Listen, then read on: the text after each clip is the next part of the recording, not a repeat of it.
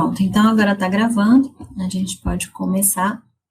São 7h05 do dia 13 de outubro. É um prazer estar aqui com vocês. Eu não sei se todos estavam na aula de abertura. Eu sou a professora Simone.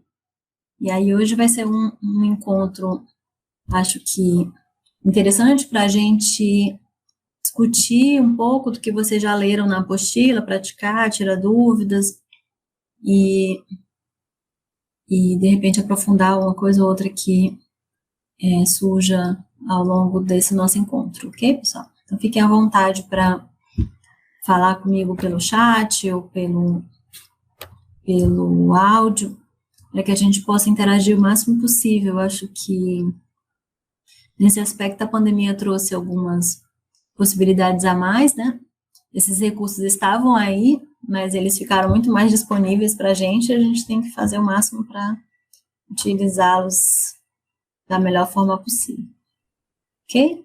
Vamos começar a aula de hoje retomando um pouquinho do que estava na apostila, lá no fascículo de vocês, mas, por favor, fique à vontade para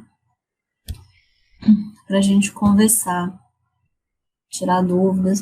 Alguém gostaria de começar perguntando alguma coisa, ou a gente vai fazendo isso ao longo do caminho? Então tá, a gente vai, à medida que vocês forem surgindo dúvidas, a gente vai conversando. Então, nessa unidade 1 da disciplina Inglês Instrumental, a gente tem os tópicos de reconhecimento de gêneros textuais, né, e linguagem verbal e não verbal. Essa é a introdução à disciplina, introdução um pouco ao que a gente chama de inglês instrumental. Eu dei uma olhada no AVA, né, e que vários comentários foram feitos. Eu agradeço bastante aos tutores pelas intervenções, pelo reforço, a ideia do que é a disciplina de inglês instrumental, né, que é uma disciplina que foca nessa área específica. Então, a ideia de inglês instrumental, que do inglês veio do English for Specific Purposes, ela poderia ser usada para eu aprender a apresentar trabalhos num congresso. Então, eu focaria no oral.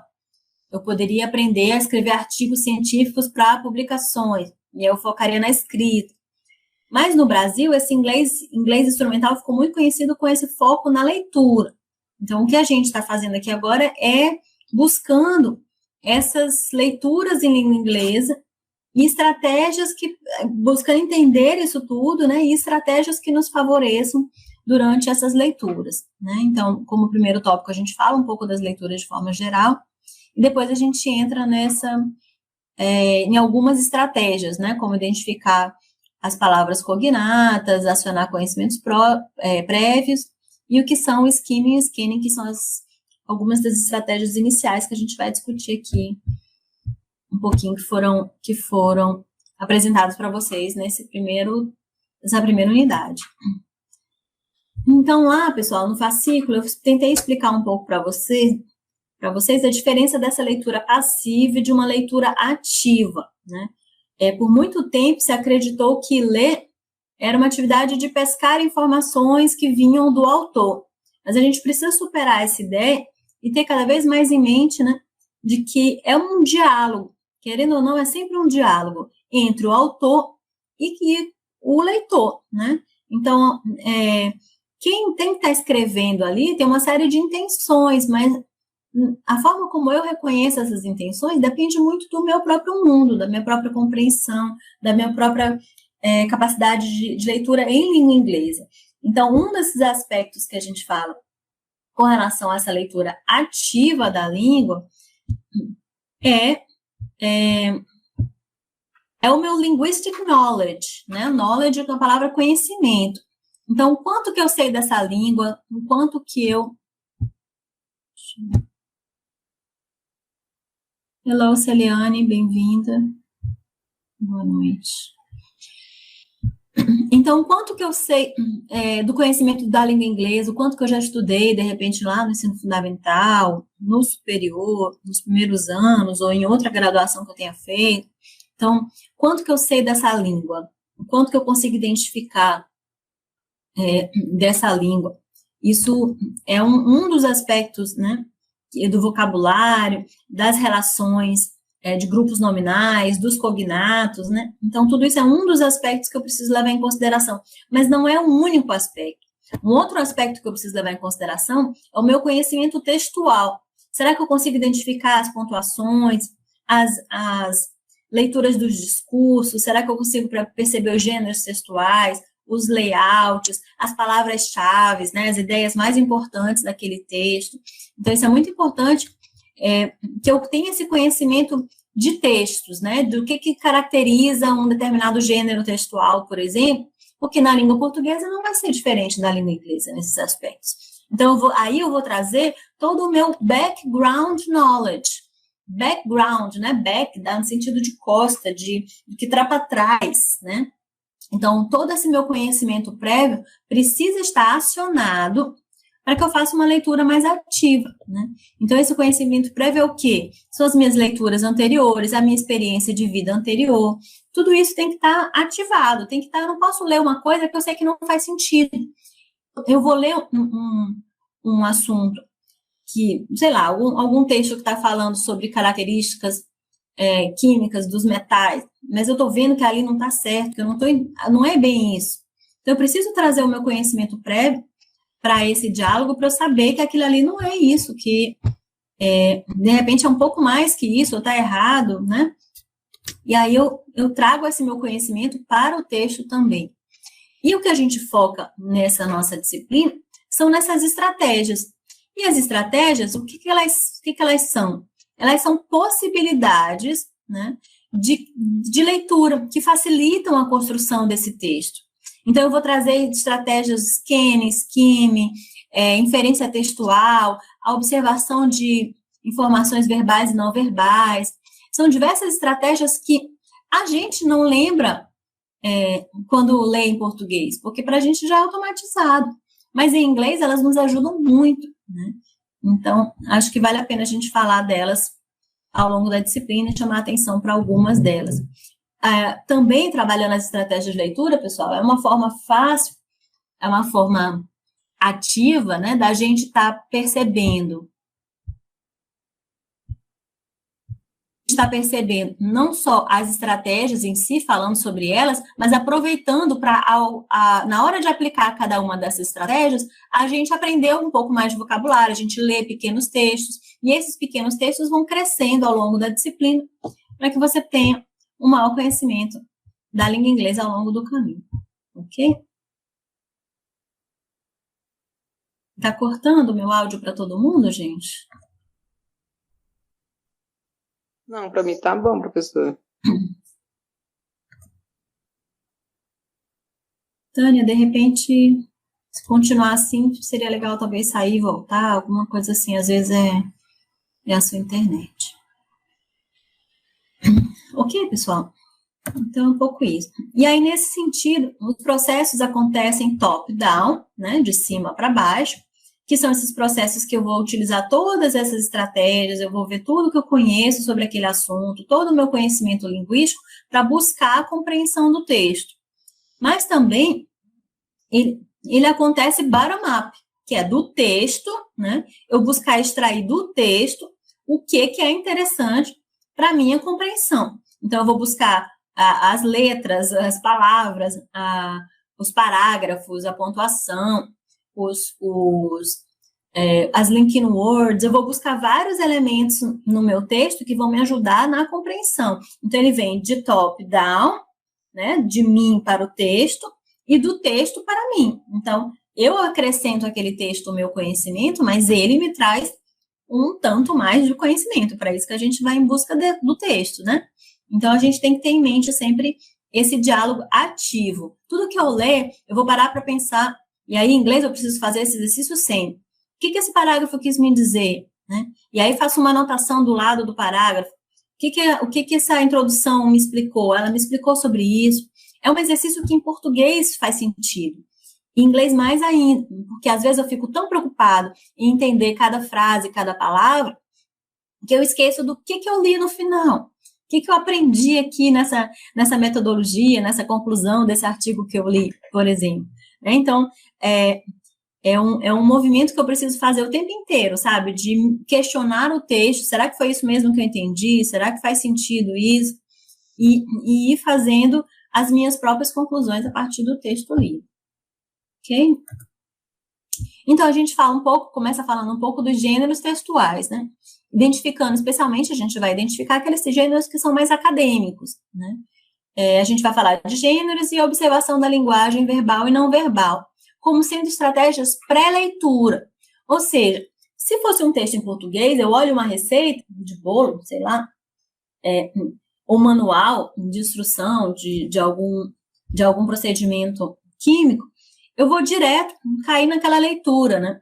Em inglês, eu preciso ter alguns cuidados prévios. Então, antes mesmo de eu começar a ler, eu vou observar que gênero é aquele, o que é esperado de um determinado gênero, né? Eu sei o que é esperado de uma receita de bolo ou de um manual de instrução. Então, eu questiono aquele texto, porque eu vou em busca das informações que eu sei que estão ali. Porque aquele determinado texto, aquele determinado gênero, tem várias informações que eu sei que deveriam estar ali, né? E a observação da linguagem verbal e não verbal é a gente se afastar um pouquinho do texto e observar o layout, observar as imagens que estão ali, né? Isso tudo é uma pré-leitura.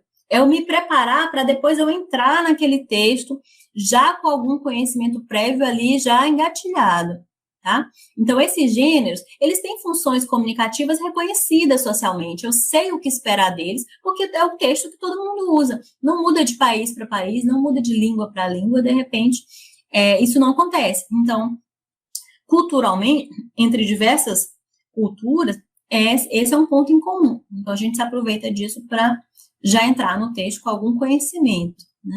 A organização do layout, ou seja, como é que o texto se organiza visualmente, a estrutura gramatical, o vocabulário específico, são coisas que vão se mostrando com o tempo. Mas o gênero, de forma mais ampla, ele se mostra, né, a princípio. E aí a gente sabe a característica do vocabulário, por exemplo, que muda. De eu falar de uma receita de bolo, vai ter um determinado vocabulário. Se eu for fazer um manual técnico de química, outro vocabulário. Se for um artigo científico, é outro. Então, são esses aspectos que a gente já sabe mais ou menos o que esperar de cada um desses gêneros.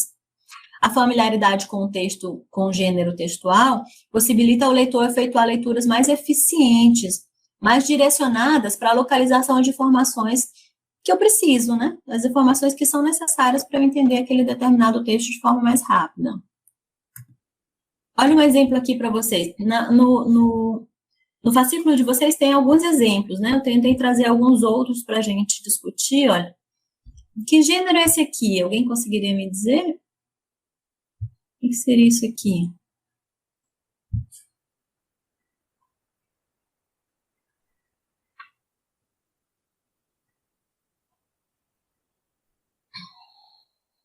O que é isso? A gente... Ninguém? Não? Ninguém arrisca?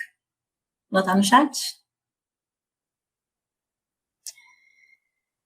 A gente percebe uma imagem, né?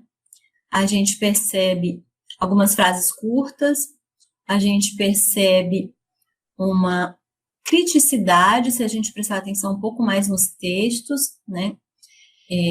O texto quadro maior diz assim, science versus, como se fosse versus, né? Assim, em oposição, a gente usa um pouco, talvez o X muito, para fazer essa oposição. Então, ciência, né? Science versus everything else. Versus tudo mais.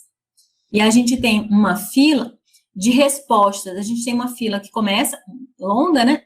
E aí a gente tem respostas. E as respostas simples, mas incorretas, são as que mais atraem as pessoas, né? Então, a gente vê a fila, em grande parte, se direcionando para as respostas simple but wrong. E as respostas que são mais completas, são mais complexas, na verdade, são mais, e acabam sendo as corretas, as cientificamente embasadas, elas são procuradas por poucas pessoas. Aí a gente vê essas coisas todas de fake news, a gente vê toda uma logística acontecendo aí hoje em dia pelas redes sociais, especialmente, né? Das pessoas quererem ir no mais simples, no mais fácil.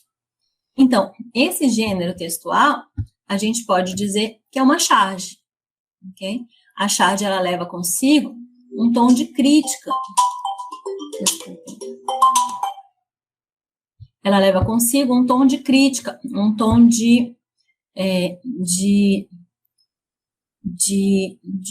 acho que de crítica mesmo seria a ideia. É um pouco cômico, talvez, mas sempre com um tom mais forte de crítica.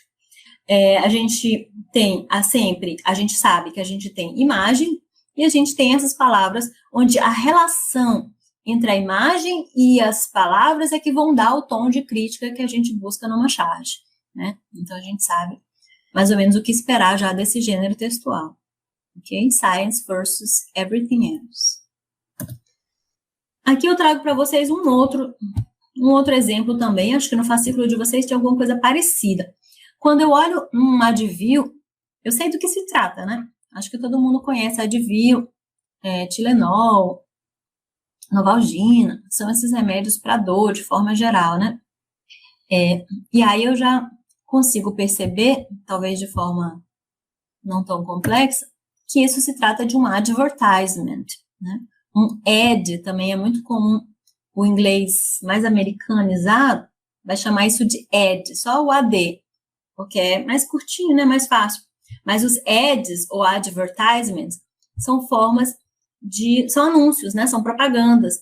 E esse é uma propaganda de um Advil. Agora percebam, pessoal, que ele é um Advil PM. PM é pós-midnight, né? Ele vem do latim, mas no inglês se adotou como pós-midnight, após a meia-noite, né? Então eles usam muito o AM e o PM, né? Para falar de dia e noite. Então esse é um Advil noite, né? A gente percebe essa questão do dia e noite aqui nas palavras também que estão marcadas awake and asleep. Então, awake é acordado e asleep. Olá, Luísa, boa noite. E o asleep é dormir. Então, ele fala less e more, né, que são os opostos, menos e mais. E ele fala também os opostos awake e asleep, né? Menos e mais, então menos tempo acordado, mais tempo dormindo. Mais tempo ao dormir, né, ou dormindo, seria mais ou menos essa ideia. Então, ele é um Advil para ser usado à noite, né? Então, esse é o advertisement que a gente tem aqui disponível. Eu queria trazer mais um gênero também para vocês, que eu acho que é interessante, e a gente hoje tem muito essa coisa do Google Tradutor, né? Mas a gente sabe que não dá para confiar inteiramente nessas ferramentas. A gente precisa muitas vezes filtrar. Hoje eu acho que o Google Tradutor é uma ferramenta muito, muito, muito importante já, né? E muito evoluída. Eles já conseguiram fazer com que ele seja hoje um grande aliado em termos de traduções mais próximas do real, mas ele não consegue buscar ainda a dimensão toda, assim, da língua, né? Todas as questões. Então, a gente precisa filtrar muitas vezes se o que está traduzido ali vai fazer sentido ou não. Mas online, a gente tem uma série de dictionary excerpt. Excerpt é um excerto, acho que em português a gente tem essa palavra, excerto. É um pequeno trecho, né? Então, aqui a gente tem um trecho de um dicionário que vai procurar, por exemplo, a palavra chemistry, né? Que é a química. A gente tem a classificação gramatical da palavra, a gente tem a pronúncia, inclusive mostrando, nesse caso, que no inglês mais britânico, né, que é UK, do United Kingdom, ele vai ser chemistry, e no americano, do US, vai ser chemistry. Então, possivelmente, eles vão engolir mais o chemistry do que chemistry, né? Tem uma diferençazinha, mas bem sutil. Aí depois ele bota chemistry como um substantivo, noun, né? E science, tá ligado à ciência. E aí ele dá 2 usos da palavra e com os seus respectivos exemplos. Ó, vamos dar uma olhada. Como para a química, ele determina como sendo the scientific study of the basic characteristics of substances and the ways in which they react or combine. Alguém arrisca dizer um pouquinho do que está aí? O que entendeu?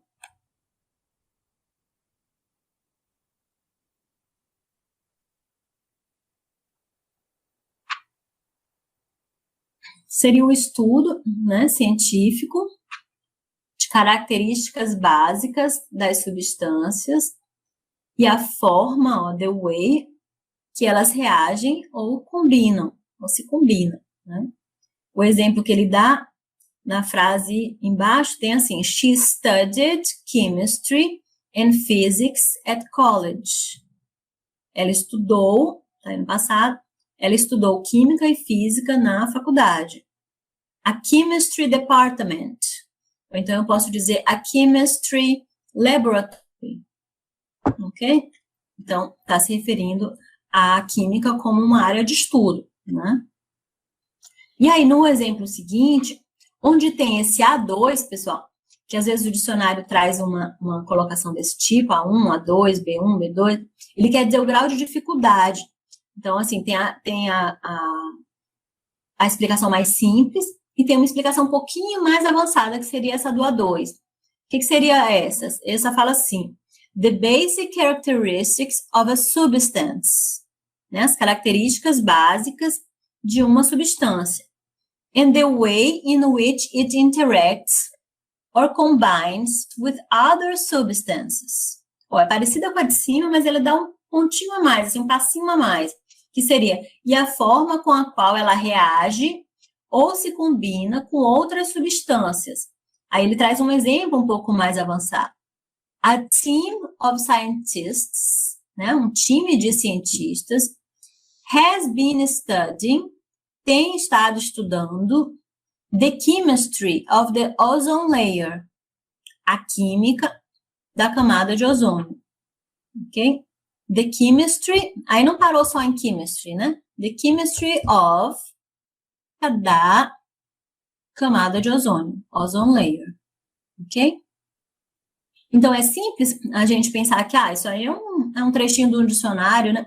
Beleza, então, quando eu olho isso, eu já sei o que esperar.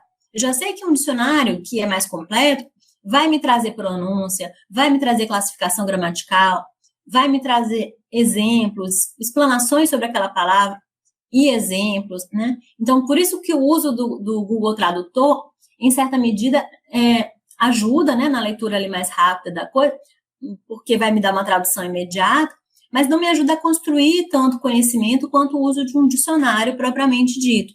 Então, esses dicionários hoje saíram do papel, estão online, estão disponíveis, e vale a pena, às vezes, a gente investir o tempo, né, não só no Google Tradutor, que dá aquela palavra imediata, mas a gente vê outros exemplos, outras possibilidades, outras combinações daquela palavra, ok? É um pouco isso que eu queria mostrar para vocês, aproveitando aqui que a gente está falando desse Dictionary Insert. E aí, falando ainda, eu acho que o último gênero aqui que eu trago para vocês já é um gênero mais acadêmico, né?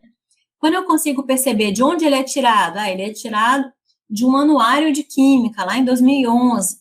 Ele traz um título, né?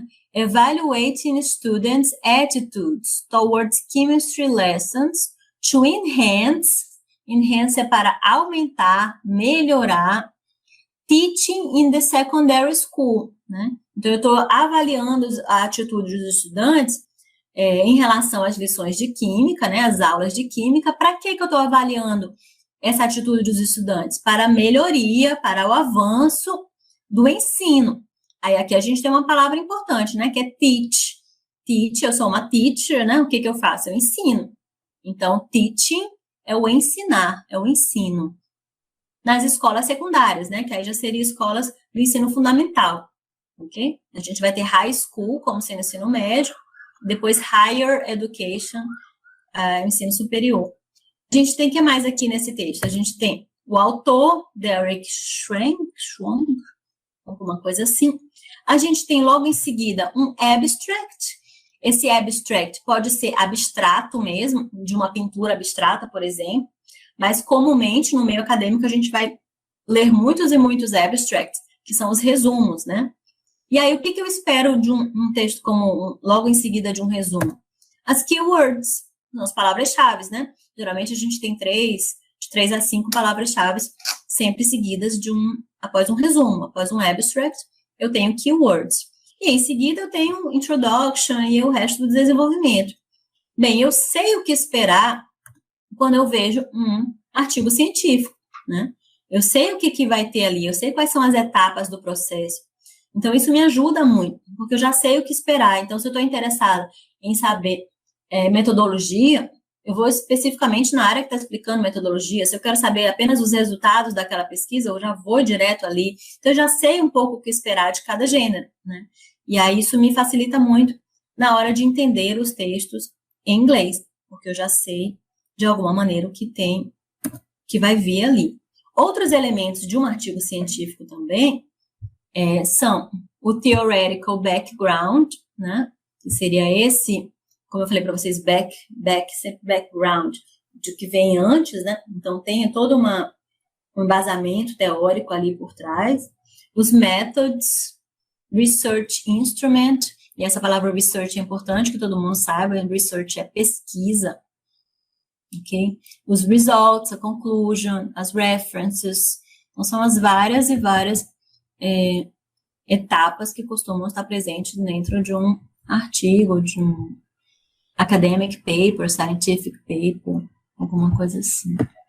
Até aqui tudo bem, gente? Alguém quer perguntar alguma coisa, tirar alguma dúvida? Tá tudo certo?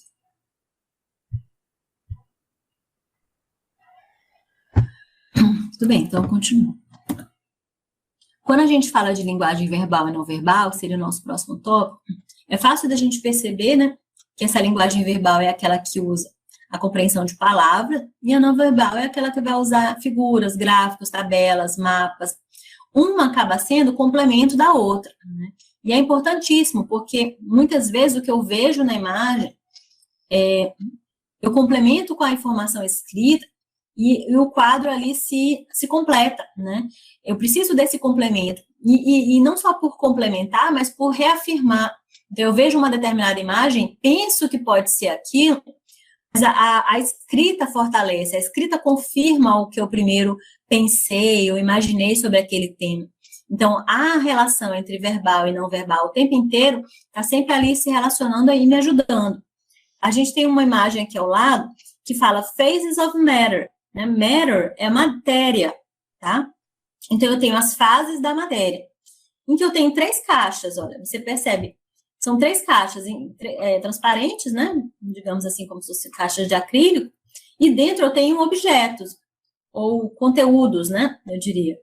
E aqui eu tenho o primeiro deles, em que a gente percebe um cubozinho, aqui a gente tem um outro, e aqui a gente tem outro. Então, quais são as fases da matéria aqui? Solid, liquid and gas, né? Em que a minha informação verbal, ou seja, essas palavras solid, liquid e gas, só vieram confirmar o que eu já consegui perceber pela própria imagem, né? E ela traz um pouquinho mais de informação. Ela fala que o solid holds shape, então segura, mantém o formato. Fixed volume, volume fixo, né? Os líquidos, por exemplo, tem quais características aqui, ó? Shape of container, né? Então, tem o formato do container, né? Do invólucro.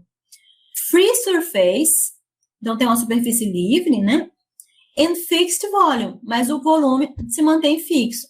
Enquanto o gas, ele vai dar vai dar 2 características dizendo shape of the container, então o gás vai adquirir o formato do container lá do invólucro, né? Eu tô chamando assim. E o volume do container, certo? Então, no gas, ele é diferente em termos de volume e tal e tal. Então, essas informações que vieram escritas, elas acrescentaram, elas expandiram um pouco mais. A palavra shape, surface, container, volume, todas elas trouxeram um acréscimo de conhecimento para as características, né, da matéria sólida, líquida e gasosa. Ok, pessoal? eu sempre quero chamar de apostila, vocês chamam de fascículo, né? No fascículo de vocês, traz esse exemplo que eu gosto muito, que são os sinais de perigo, né? Então, se eu olho a imagem não verbal aqui, eu sei que isso aqui é risco de morte. Então, signs of danger, eu já sei que tem um danger aqui, tem um perigo que eu estou correndo. Eu não preciso de palavras nenhuma. Agora, se eu trouxer a palavra danger, já fica mais claro ainda que é perigoso, cuidado, né? Fora a caveira lá, eu já tenho um acréscimo de informações. E o que eu estou correndo risco? Então, a palavra escrita vai me trazer mais informações ainda. Além do danger e da caveira, que já me assustaram lá no começo, ele ainda explica que tipo de risco eu estou correndo. Então, ele fala Chemical Waste Storage Area, né? Uma área, aí eu vou buscar primeiro a última palavra, em inglês às vezes dá essa invertida, né, na sequência. Uma área de armazenamento de lixo químico, de restos químicos, né? Waste seria esse descarte. Unauthorized persons, keep out. Se você não está autorizado, ó, keep out, fora. Mantenha a distância, né? Se você não está autorizado, unauthorized, ok? Então, aqui é um exemplo, eu acho muito legal de como essas informações vão se complementando o tempo inteiro. Então, eu já sei por que é um perigo, né? Porque é uma área de armazenamento de lixo químico, restos químicos e tal. Outra forma interessante de usar essa linguagem verbal e não verbal, que vocês encontram muito nos textos, nos artigos que vocês vão ler, que já têm lido, né, ao longo do caminho, são os gráficos, né? Se eu olho para esse gráfico, eu já consigo perceber um pouco sobre o que o texto traz. Eu já tenho ali, ó, coal, wood, né, que é o primeirinho que ele aponta ali, ó. Chegando aqui agora. Hello. Então, eu já tenho o wood, que seria a madeira aqui, o coal, que é o carvão, petróleo, natural gas, nuclear electric power, hydroelectric power, né? Power sempre no sentido de força, de poder, mas de força aqui nesse caso.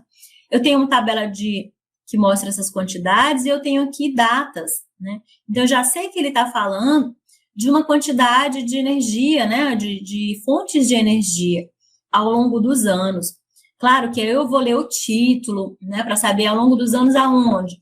Essa energia nos Estados Unidos, né, no período aqui de 1775 a 2009. Então, eu vou buscando outros elementos, né, que vão me trazendo mais informações, mas o gráfico em si já me deu o assunto geral, sobre o que esse texto vai tratar. Ele vai tratar sobre essas fontes de energia, as diversas quantidades que foram utilizadas ao longo dos anos e as diversas formas, né, essas diversas fontes de energia consumidas ao longo dos anos. Então, essa informação não verbal, né, que é esse gráfico, junto com essa verbal aqui das fontes, elas são fundamentais para a compreensão do texto. E se eu começo olhando o gráfico, antes de eu fazer a leitura do texto propriamente, eu já vou para esse texto com muita coisa. Boa noite, Kátia. Eu já vou para esse texto com muita compreensão, com uma ideia de que, bem, eu já sei mais ou menos do que se trata, então eu vou acrescentar meu conhecimento a ele. Tudo bem, gente? Até aqui? Podemos passar para o próximo? Bem, nessa primeira unidade, eu trato também um pouco com vocês, falando das estratégias. Beleza. Então tá. Valdez. A gente fala um pouco, eu vi que tiveram vários comentários lá no AVA sobre os falsos cognatos, cognatos verdadeiros e falsos e tal. E aí é interessante a gente perceber que muito do inglês vem também do latim. Fora um monte de conhecimento que a gente já tem de palavras que estão ao nosso redor, né, ligadas à tecnologia, muito do que a gente lê, especialmente nas áreas científicas, eu acho, vem dessas palavras do latim. Às vezes, inclusive, nesses modelos, nesses textos mais científicos, se usam palavras de origem latina, mais do que na linguagem oral corriqueira. Então, se eu for bater papo com algumas pessoas, talvez eu escolha palavras que são mais informais, mais corriqueiras, que não estão nessa essência do latim, não vem dessa origem. Mas quando a gente usa termos científicos, acabam sendo palavras mais mais formais. E aí acaba tendo mais proximidade ainda com a língua portuguesa, porque tem sempre essa origem, nem sempre, né? Mas muitas vezes essa origem do latim. Então, a gente tem palavras que são idênticas no inglês e no português. Olha, por exemplo, chocolate, banana, material, essential, crime, que podem diferenciar na pronúncia, e aí eu concordo plenamente, a dificuldade do inglês é muito mais na pronúncia, né, na oralidade. Só para vocês terem ideia, só a letra A, gente, tem mais de 5, 7 pronúncias diferentes para a mesma letra. Então, a gente tem 5 vogais, mas a gente faz 12 sons com essas vogais. A, E, I, O, U produzem 12 sons. É bem diferente do português, que a gente tem uma variaçãozinha ali do E fechado, né? A gente tem pequenas variações do português nas nossas vogais, por exemplo. No inglês eu sei que é um pouco complexo, mas na leitura isso nos favorece, porque eu não preciso ler crime, eu vou entender que é crime, né? Tem aquelas palavras que são muito parecidas, mas com alguma pequena diferença, ó, quando a gente fala de relevant, é relevante, falta o E do final, solute, é o soluto, né? Solid, liquid, que a gente acabou de ver, faz uma pequena diferença do português, mas a gente facilmente identifica, né? Então, os cognatos estão aí para isso, são palavras que parecem com o português e com o inglês, e acreditem, pessoal, a maioria das palavras que parecem são. A gente foca muito nos falsos cognatos, né? Mas a maioria das palavras são verdadeiros cognatos. Então, acreditem quando vocês tentarem entender uma palavra e ela parecer com o português, porque muitas vezes ela vai ser isso mesmo. Tem umas que já começam a diferenciar um pouquinho, ó, quando eu falo information, electricity, né? Então, informação, os sufixos são diferenciados, né, às vezes do inglês, do português. Prefixos são quase iguais, mas os sufixos diferem um pouco. Então, information, informação, né? Eu lembro do meu sogro fazer uma viagem para os Estados Unidos e tudo para ele era yon. Essa era a característica principal do inglês. Então, ele dizia cebolon, agrion, pimenton, e ele achou que estava falando inglês, porque ele fazia o yon nas palavras todas, né? Então, é uma característica que a gente não tem de sufixo. Electricity, esse T no final, como sendo dade, né? Eletricidade. A palavra student, que embora não pareça exatamente estudante, mas a gente claramente percebe. Science, como sendo ciência, né? Também não é difícil da gente perceber. E aí você me fala, professora, mas como é que eu sei... quanto de cognatos, será que é 20%, 25%, 30% de cognatos para mim? Depende. Se você tiver um bom português, se você tiver uma boa leitura, um bom português no sentido de vocabulário expandido, né, eu quero dizer. Se você tiver bastante leitura das áreas técnicas específicas da química, você acaba tendo um vocabulário mais amplo na sua própria língua. Então, você faz relação com o inglês com mais frequência. Entende? Então, quanto de cognatos eu vou conseguir identificar depende muito do quanto que eu tenho de conhecimento prévio da minha própria língua, né? Então, às vezes eu identifico mais vezes, às vezes menos, e aí depende de cada pessoa. Mas, com certeza, muitas palavras parecem com português e inglês. Eu queria que vocês dessem uma olhadinha nesse pequeno texto aí embaixo e tentassem contar quantas palavras tem cognatas aí. Eu vou dar um minutinho para vocês contarem. Quantas palavras são cognatas? Alguém pode botar no chat? Chegou a contar? Não. 9.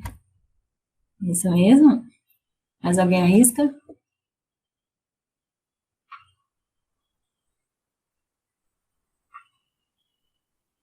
Francisco, acho que você foi certeiríssimo. 10, Valdireis. Peraí, deixa eu ver de novo. Valdeireis. Valdeireis, né? 10. Valdeir. Fala de novo? Valdeir. Valdeires. Sorry, muito bom. 9, né? Eu também identifiquei 9, mas é como eu tô falando pra você. Às vezes pra você parece uma palavra que eu não percebi muito, mas bora ver? 9, 10, por aí, ó. Átomos, né, que são palavras muito parecidas com o português, átomos a gente acha fácil.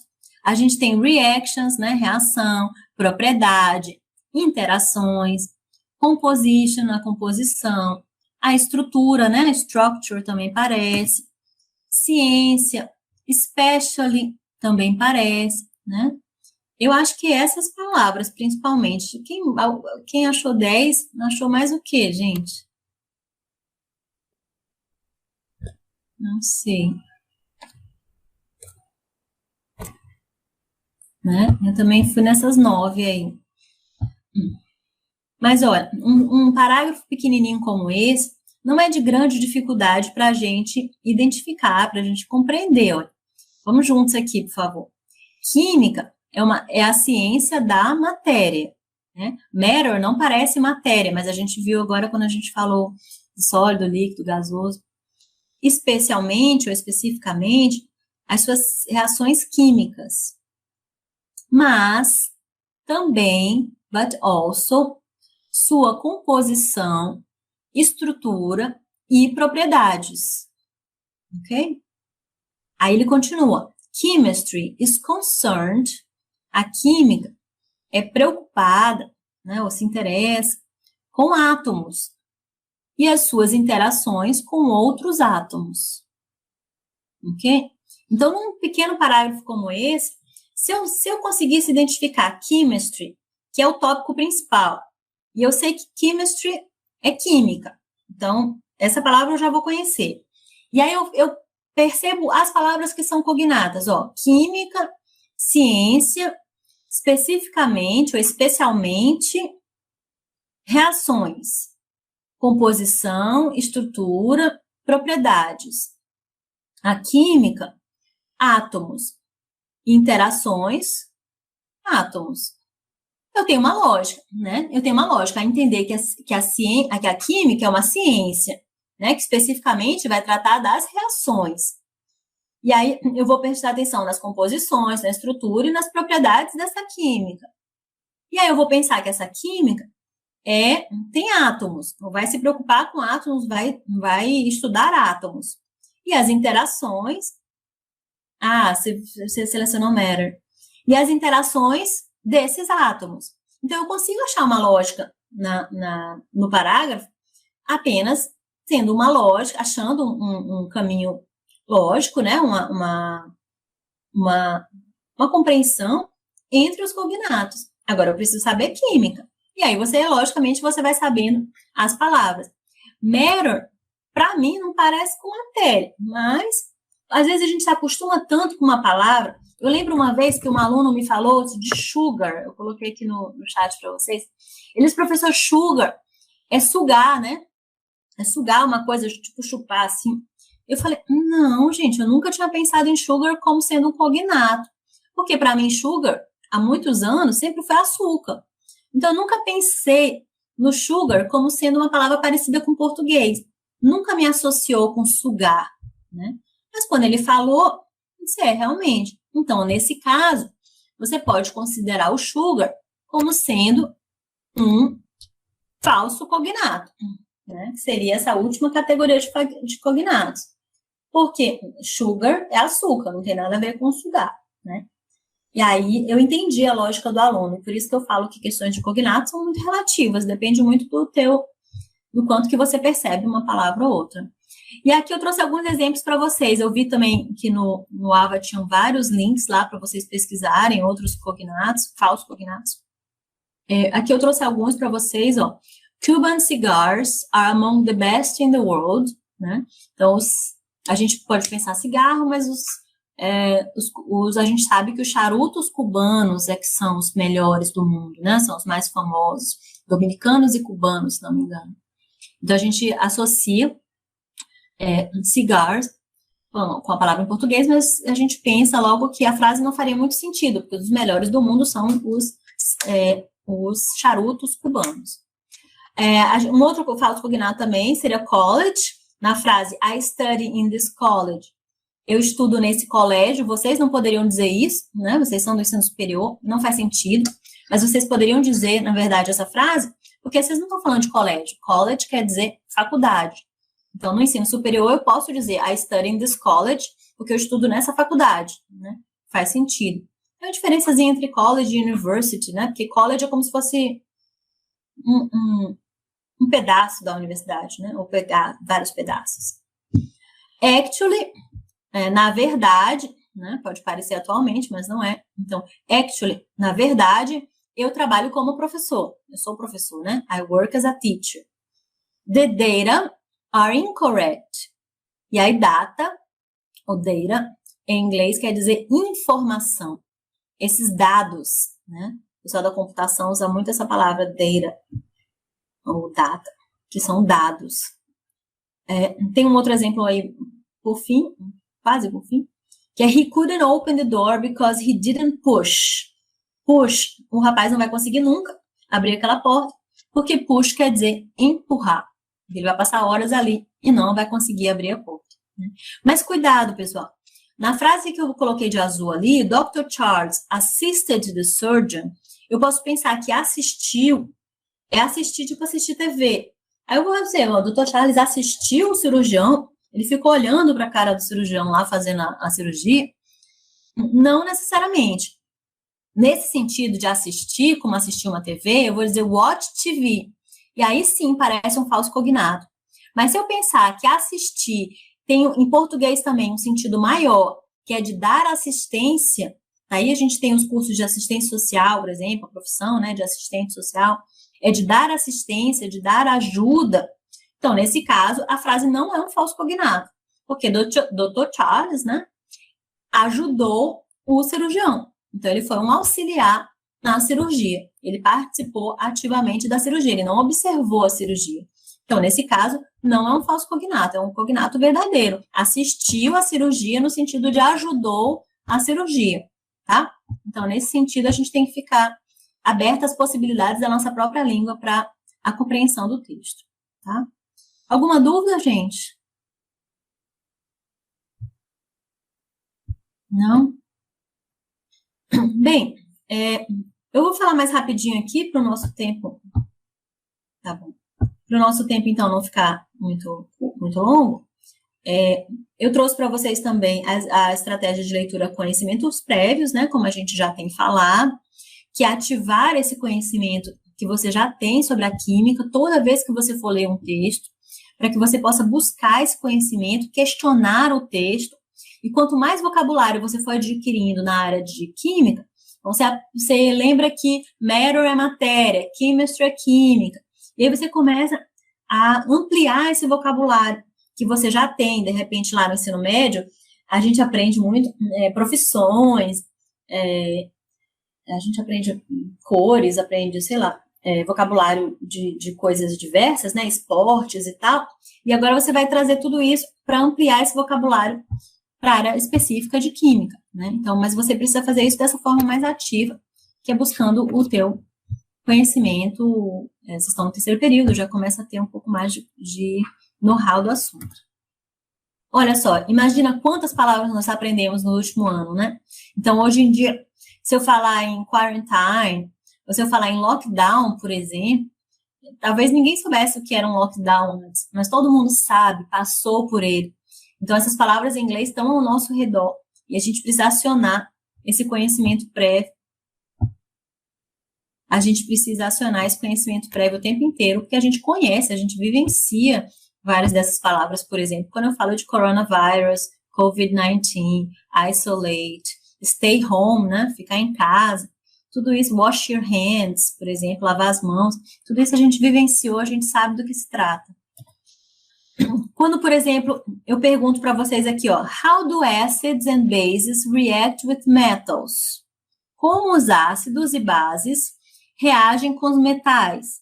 Então, eu tenho uma informação aqui que vai mostrar aqui, por exemplo, um tubo de ensaio, né? Um ácido sulfúrico diluído, o zinco granulado, e aí ele vai construindo todo esse exercício de aqui dos gases, né, das bolhas que vão se formando, e aqui a reação desse zinco granulado com o ácido sulfúrico diluído, e a testagem, né, do gás através da queimada, né, da queimação, da queima. Então, eu vou ampliando essa minha lógica do que eu já conheço um pouco da reação dos ácidos e das bases quando em contato com os metais, e vou percebendo a lógica do desenho, né? Não sei se o desenho faz sentido para vocês, mas a lógica seria mostrar que muito desse conhecimento você já tem. Então, fica mais fácil de entender as palavras. Eu sei que aqui está falando dessa queimação do hidrogênio, do gás hidrogênio, com a explosão, né? Que vai vir através dessas bolhas de sabão que sobem, e a vela vai fazer a queima. Né? Então, por mais que eu não saiba todas as palavras, eu busco o meu conhecimento de química, eu aciono para tentar responder como os ácidos e bases reagem com os metais, por exemplo. Né? No caso do skimming, que seria uma estratégia de leitura rápida, as duas estratégias que eu falei aqui, tanto que eu vou falar aqui, tanto o skimming quanto o scanning, são estratégias de leitura rápida. Quando é que eu uso essa leitura rápida, gente? A gente usa todo dia. Quando eu vou para a internet para procurar um texto, eu coloco lá no Google um nome, um assunto, eu rapidinho encontro 200 opções de coisas para pesquisar. Como é que eu vou fazer para selecionar isso? Eu vou abrindo, olhando rapidinho, vou vendo as informações, não é? Então, é importante que eu veja o layout do texto, para saber se aquele texto ali tem a ver com o que eu preciso, se o título, né, tem a ver com o que eu preciso, ou o subtítulo, as palavras cognatas que já me aparecem ali para me ajudar, as primeiras linhas, de repente, logo aqui, assim, na primeira linha do parágrafo, eu já percebo que não é aquilo ali que me interessa, e já vou para outro link. Então, a gente usa essa leitura rápida o tempo inteiro, né, a gente faz isso o tempo todo. E aí a gente tem aqui, ó, bullies and their victims, né, que são as pessoas que fazem bullying e as suas vítimas. E aí pergunta, wanna fight? Quer lutar, quer brigar, né?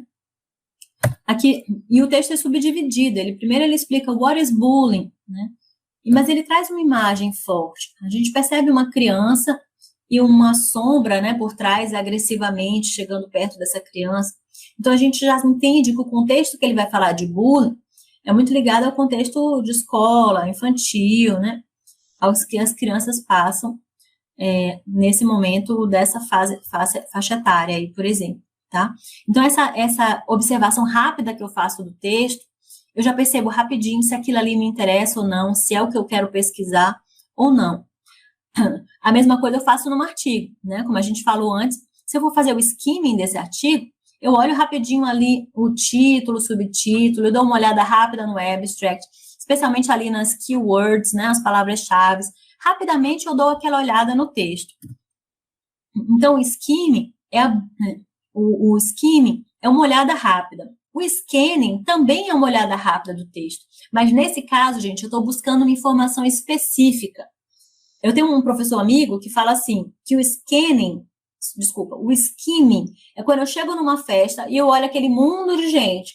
Eu estou querendo paquerar, mas eu não sei com quem exatamente ainda. Então, eu estou olhando ali, dando uma olhada, para ver se aquilo ali, alguém, de repente, me chama atenção, me interessa no meio daquelas pessoas todas numa festa. O scanning, como o próprio nome chama scan, né? A gente, quando precisa de alguma coisa, a gente faz um scanner, um escaneamento, né? Scan vem nessa ideia de eu reproduzir uma informação, mas agora especificamente. Então, eu vou buscar uma pessoa ali que me chamou a atenção, que eu achei bonita, ou que está dançando muito e me chamou a atenção, que eu achei mais charmoso, sei lá.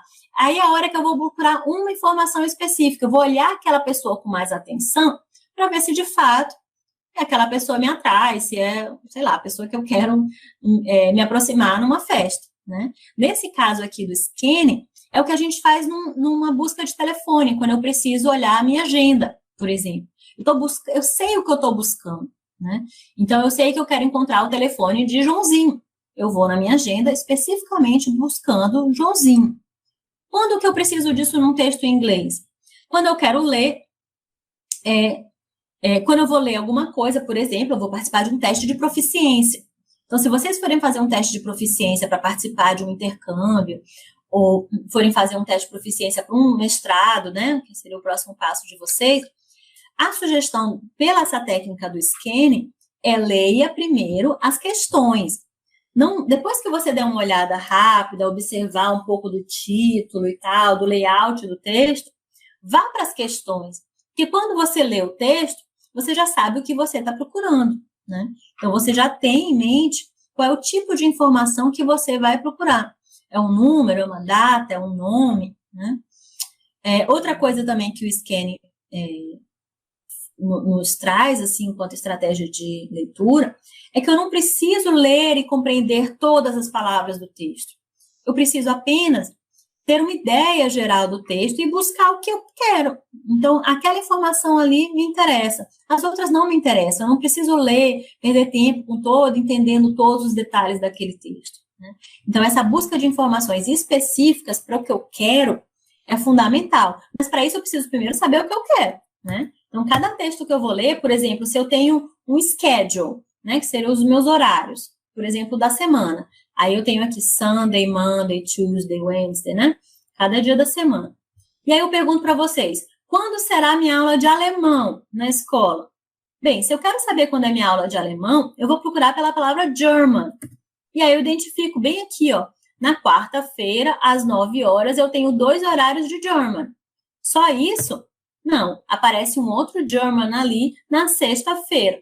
Então, eu vou certinho na informação que me interessa. As outras disciplinas não me interessam. Então, eu vou buscar o German específico. A outra informação que eu preciso é, será que eu tenho aula de educação física essa semana? Então, onde que está a educação física aqui? Vou buscar especificamente. Olha, bem aqui, eu tenho um horário de gym, de esporte, certo? Então, eu sei que na quinta-feira eu vou ter aula de educação física. Essa é uma busca de scanning. Eu estou procurando a informação que eu preciso. Quando eu entro num site, por exemplo, um site de química, né? E aí eu quero saber sobre o que é esse site, sobre o que ele trata. A quem ele é direcionado? Será que ele é direcionado a mim, professor de química? Ou ele é para o aluno? Ou ele é para um químico de laboratórios farmacêuticos? Não sei, uma outra situação. Então, eu preciso saber para quem que esse site é direcionado.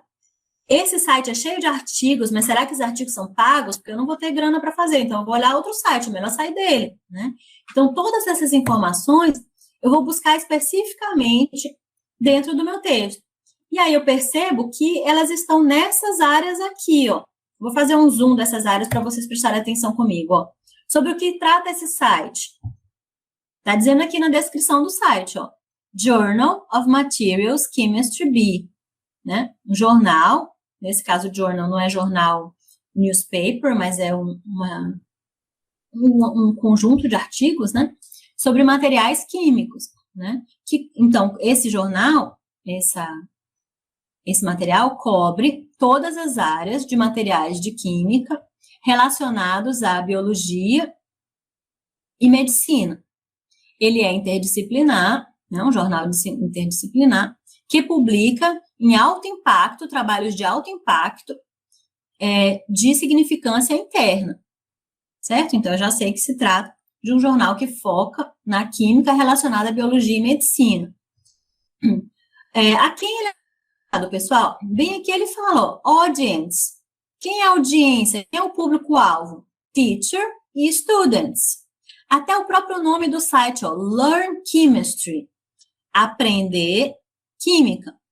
Aumentando, ó, enhancing learning and teaching. Aumentando o ensino e aprendizagem. Então, eu sei que ele vai ter coisas direcionadas tanto para o ensino da química, quanto para a aprendizagem da química, quanto para o ensino da química. E esses artigos são pagos? A gente viu lá diversos artigos e aqui embaixo estava escrito assim, ó, free access, acesso livre, gratuito. Free access, então todos os artigos que tem esse free access, eu sei que eu posso acessar sem precisar pagar, né? Então, essas informações que eu vou em busca, elas me poupam tempo, eu não preciso perder tempo na internet para achar o que me interessa. Pessoal, com isso eu encerraria. Vocês têm alguma dúvida mais? Alguma coisa que eu pudesse ajudar? Janiel, há uma diferença. Adriano, tudo bem se eu tiver que sair. há uma diferença entre o inglês britânico e o inglês americano, mas assim como há uma diferença entre o inglês africano, o inglês australiano, né? Então, há diferença entre as diferentes formas de inglês, com certeza. Pronúncia é uma delas, vocabulário é outra. Então, tem muita diferença entre os diversos locais que falam a língua inglesa. Mas tem diversas semelhanças também, né? Então, assim, a gente não precisa estudar inglês de um lugar só, até porque a gente é brasileira, a gente vai estudar o inglês que nos facilite, né? Que nos promova ler de vários lugares. Ele se encontra com diversas leituras. Alguma coisa, pessoal, mais que eu possa ajudar?